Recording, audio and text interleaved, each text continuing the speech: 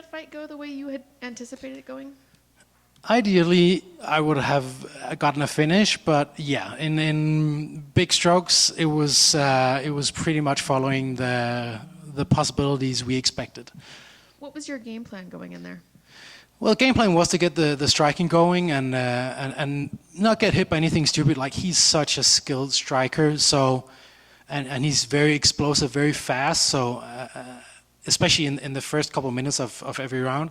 So we didn't want to walk into anything stupid. So kind of played safe on the outside, poke him a little bit, and then as the round progressed, maybe seek out the clinch or put the pressure on him, changing angles and going into some exchanges. Was there anything about him that surprised you? It's not to sound arrogant, but no, it was very much what we expected. But we also anticipated him being very, very good. So it's not like a knock on Salikhov. It's just like he's so good, but he did what we expected. And I heard you say you wanted to fight in November. I couldn't hear what else you were saying, but can you give me some more background on that? Why November? Well, it's my birthday in November, and it's gonna be my next fight is gonna be my 30th pro fight. And this year is the 30th anniversary of UFC, so it would be fitting to get that 30th fight on the 30th anniversary on my birthday month. So it was just, it's if you can line the things up, could be nice. And do you have a dream opponent? No, honestly, I know I should have a name, but I can't remember who's booked and who's not. So just give me someone. I'm not picky. Thank you. You came in also as a slight underdog. Is that something that surprised you, or is that something that you kind of thrive upon, or do you even pay attention to some of that stuff? I don't pay attention, so that I didn't know.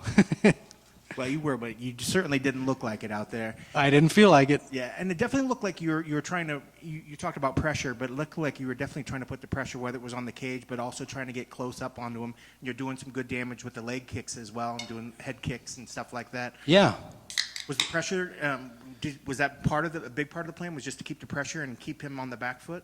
Yeah, absolutely, absolutely. We knew his gas tank isn't the best, and mine is probably the best across all divisions, looking at the data I have from my physical training. So, but then it's just a matter of how you apply that pressure. And with Salikhov, he's such a dangerous striker that you don't want to take any stupid risks. And walking into anything, an explosive kick or anything. But I mean, he's so well known for his spinning kicks, and I'm so proud of the preparations we did, because every time he did that, I recognized it and saw it. So, yeah, hats off to you two. We did it right. Did you bring anybody in particular to try to emulate those things, or is it just something like your coaches watch the game plan and then you just sort of drill those moves? Yeah, we flew in a couple of guys from across, not a couple of guys from across Europe. That sounds so exotic. But one guy came in, and then we found two other guys in Sweden and Denmark. So yeah, I had three different guys try and come in, but none of them could provide the whole package. So it was kind of like what's the word? Like you kind of put it together by different pieces, right? But we made it work because I felt safe in there. I felt composed. I felt strong and aware. So yeah, the guy over here with the glasses, he started coaching me back in 2006. He was like when I had my first fight, and we spent 7 years apart. Things happen in life, but now we're back, and I'm very excited that we're able to get back together, and it feels like 7 years hasn't passed. Sure. And how important is it to have that trust and that relationship?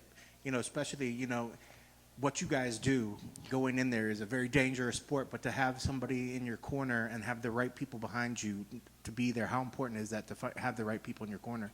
It's very important. Like some fights, when you fight, no offense, the corner team doesn't really matter. They're there to give you a sip of water. But if everything goes smooth, if you're prepared properly, the work's already done. The work's already done. But yeah, in some fights, it matters so much. But of course, it's always nice just to have the right people around you. And it's not like I've had a bad bunch of people around me. It's just, now I'm back with a guy I've worked with and known my entire adult life. And that's just an extra cherry on the top. And something you said that I'm interested when you were talking about the data, you know, when you're talking about like looking at your, probably in your training, are you one of these guys that gets very, very technical and does all the numbers in your practices and training to fully understand how well your body's operating? Yeah, absolutely. I'm a data geek, and I'm working with an amazing scientist, Dr. Kenneth J, who's helping me with my physical training. He's a huge data geek, so yeah, we geek out over you know, all kinds of data, heart rate, you know, lactic acid tolerance levels, stuff like that.